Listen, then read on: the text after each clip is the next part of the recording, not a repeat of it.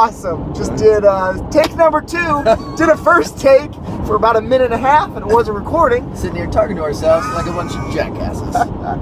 Okay, so back, I feel like I'm just an idiot repeating myself. So, John Moose here doing some story time, headed to the Lake of the Ozarks to teach a seminar down there with those awesome guys. So, figured take some time to do a video. We're going to do something a little bit different this time. We're not going to really do a jiu-jitsu story. We're going to try to keep it in the weight room, okay? Kind of like gym stories and outside. Mine's going to be a little bit of gym/football stories back from my old football days. So, you want to start us off? Yeah. Mine's short and sweet. That's why I'm going first. I'm a personal trainer for those of you who don't know. I had this guy come in not too terribly long ago, and so I'm going to tell this story, and at the end of the story I'll have a question for not only Moose, but for you as the viewer. So I had this guy come in kind of off the street, and he had heard through the grapevine that I used to be in the military, and he was thinking about joining the Army. We sat down, we talked a little bit, and I'm not a great judge of people, never judge a book by its cover and all that, but I could look at him and tell that he had not worked out in a while. And I asked him, and he confirmed that. And I said, all right, man, well, I was like, you want me to run you through something small right now? And he said, yeah. I said, okay. So we signed the waiver, and then I put together something very short. I introduced him to the rower.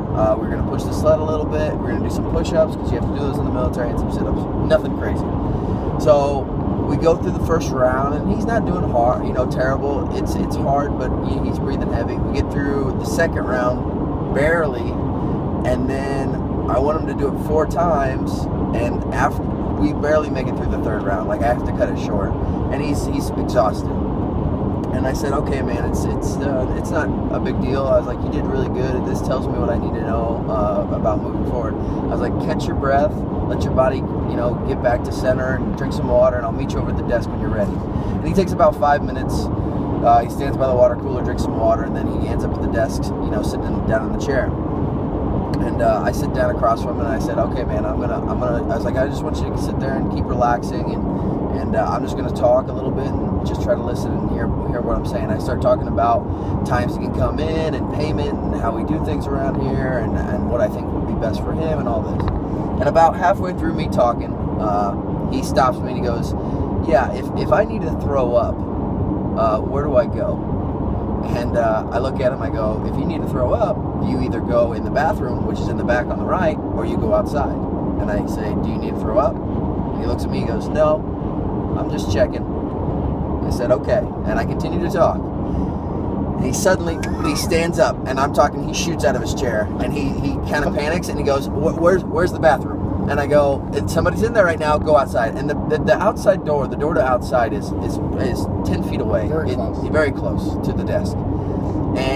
But at this particular time, like I said, this was a couple months ago, it's still cold out. And he doesn't want to go outside because he's a pussy.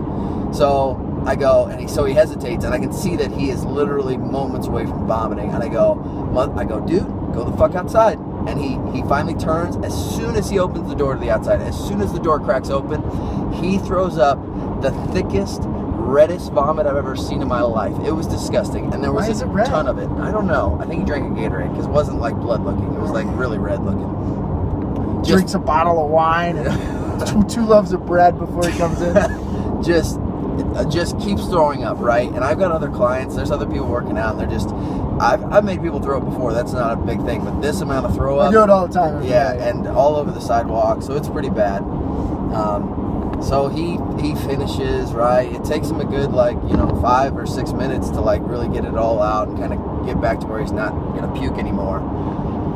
And he turns and he comes inside, and I had finished my spiel, and I was like, all right, man. I was like, he's like, I'm just gonna go. I was like, all right, totally understandable.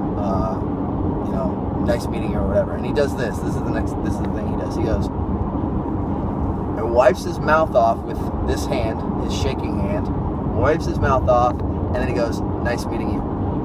Puts out his hand. Now, before I answer and tell you what I did, my question to you is, do you shake the guy's hand?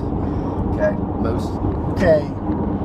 So you got to weigh your options, right? Yeah. Because one, you know you're never going to see him again. That's for sure. He just had a terrible experience. Like, I'm never joining the military, and I should have never came in here. But I mean, on the other hand, I probably would. Probably would. I probably would, you know, unless I was having a really bad day. I'm like, man, come on, no. But I probably would. I'd probably just go and then go wash my hands. So yeah. So I did what Moose did. I gritted my teeth, and I was like, all right, yeah, it's nice meeting you. Shook his hand. Knowing you,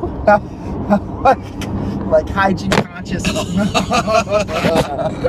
Oh, that's the favorite part of the videos. Yeah. We made it pretty far. I know, 5 minutes. Fucking semi-truck. Fucking like you just ran Mad Max us into the side of the road. But yeah, probably would. Gotta have that permit. There. People need to see this. Did it restart? Oh, did it? Yeah, it did. It's restarted. okay, restarted. Right. That's better. Yeah, we'll edit all that shit out. It's gonna fall. You can see it.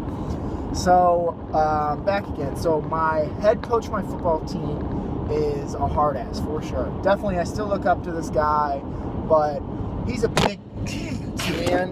I'm just gonna fucking. It didn't restart. I know it didn't restart, but we need to do something. I'm trying not to drive too fast, and people behind me are freaking the fuck out. Right there. Look, yeah, now we just got all this stuff going on. So much shit's going on. All right, I'm just gonna fucking start over for the last time. Sorry for cursing. Okay, so my head coach is a hard ass. Okay, big guy. He's like, it's just shaking. I see it. I'm gonna have a heart attack if it falls again. So he's a hard ass. He to give you some idea when we're working out. So I was one of his lifting partners. He'd lift with the team, and it's like anytime he's doing a lot of weight. So he's got like 335, 340 on the bar, which is crazy to high schoolers. You know, we had a couple guys that lift that, but not too many. And then he'd chalk up his hands, and he'd lay down, and he'd get under it, and then so his hands are covered in chalk, and then he'd go, and he'd rub his eyes. He'd rub chalk in his eye, and I'm like, oh my God, what are you doing? You know, and help him off. I'm like, well, I guess this is just what he does to get jacked up. He rubs some chalk in his eyes. He's like a 5th degree karate black belt, you know, and so pretty intimidating guy. So anyways, if people got in trouble in school, he took it upon himself to really discipline. He felt like he was responsible for all his football players. So either you're getting bad grades, not showing up for class, maybe you mouth off to a teacher, and all the teachers knew this. So anytime a football player would get in trouble or they'd do anything wrong, they'd sprint to his office and kind of let him know. So we had a kid who got in trouble. So I can't really remember what it is, but he got in trouble. So, and coach already talked to him, you know, he knows he's gonna pay the price in practice. So he's sitting in the locker room, we're all getting ready, and the kid is just panicking, okay? He's outside his own head, and he's like, man, he's like, I don't know. He's like on the verge of tears, he's so upset. So he's like, he gets a bright idea, he's like, if I get hurt, I'll have to go to the nurse's office and I won't have to go to football practice. And which is just so stupid because once you're better, you're still going to have to do the same thing in the next football practice. But anyway, he's got this idea. He's like, okay, I got to get hurt. He's like, I'll give myself a concussion. I can't practice with a concussion. Okay? So we're like, yeah, man, that's a great idea. Just being terrible friends. That's a great idea. So we're cheering him on. Like, yeah, man, you're a genius. No one is an idiot. So he kind of gets up to a locker, okay, and it's not just flat metal, it's got the little grates and the little triangles in it, and then so he goes like this, and he goes full commitment, he doesn't hesitate at all, and he just slams his head into this locker, okay, repeat, just and he's got just those marks, and he's bleeding from the forehead, like blood is running down, but then it's hard to get a concussion, right? Okay, and they flex a little bit. And he's like, man, I'm not concussed. He's like, kids are laughing, just going crazy, you know, because it's the funniest thing we've seen all year. And then, damn it! Did it stop? No, it didn't stop. Oh, this is gonna be a good one. It's so bad. It is so bad. Oh, this is gonna be so much editing.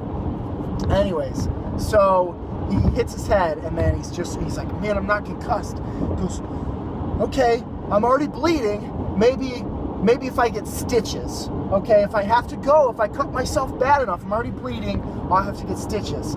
So he finds a corner of a locker, okay, and he takes his hands just like that. And he's going like this. He's squaring up, and everybody's like, some other seniors are like, okay, this is a terrible idea. We're all going to get in trouble because we let this happen. We just watched this kid murder himself on a corner. Because it wouldn't be just a small cut. Because we see how Destrati isn't committed. Right. So they talk him off the ledge, and they're like, man, you're just going to have to go to practice. So now he's bleeding.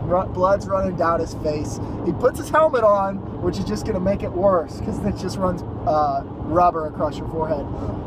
And man, he has to carry like this 50-pound bag around the football field. He does that and pushes a one-man sled, which doesn't seem that hard, but after like 10, 15 minutes, you're exhausted. So he's been doing this for about an hour, hour and a half, and we've got probably 30 minutes left of practice.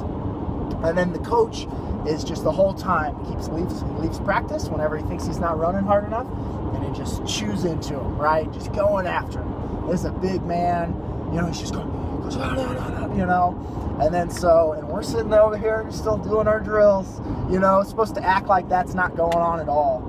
And all you hear in this part is just ingrained in my head, where at the very end, he's like, the kid finally mouths off back to him a little bit, and he's just like, he goes, I can't believe it. He goes, you're still talking. He goes, you're still fucking talking. He goes, are we gonna have to fight about this? Like, meaning physically fist fight. The coach just challenged him to a fist fight, thinking he's gonna like tuck his head down and go, no, I'm sorry.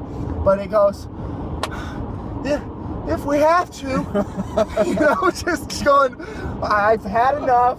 He goes, I'm just gonna take my beating and go home, right? Yeah. The coach just completely dumbfounded, like, well, now I've got to fight this 16-year-old kid. Okay, that's just what I have to do. But he gets this huge smile on his face. He kind of throws his arms up and he goes, go back to practice. It was like, so he got out of practice. I mean, he's like, got out of running for the rest of the practice because he's just like, I've beat into this kid enough. You Nice. know? Very nice. So, We have to. if we have to, just ready to accept his demise. You know, I've got tons of stories like that, but that one's pretty good. That's a good one. So, whole time, just blood and sweat all over his face. Oh well. I'd say we had 3 minutes left, but we already are way over. Oh, for sure. Way We crashed and over. burned. Crashed and burned.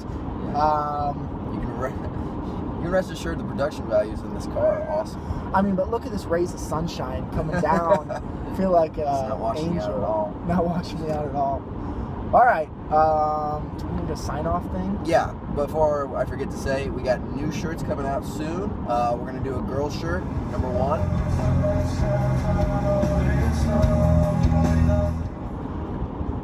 Okay.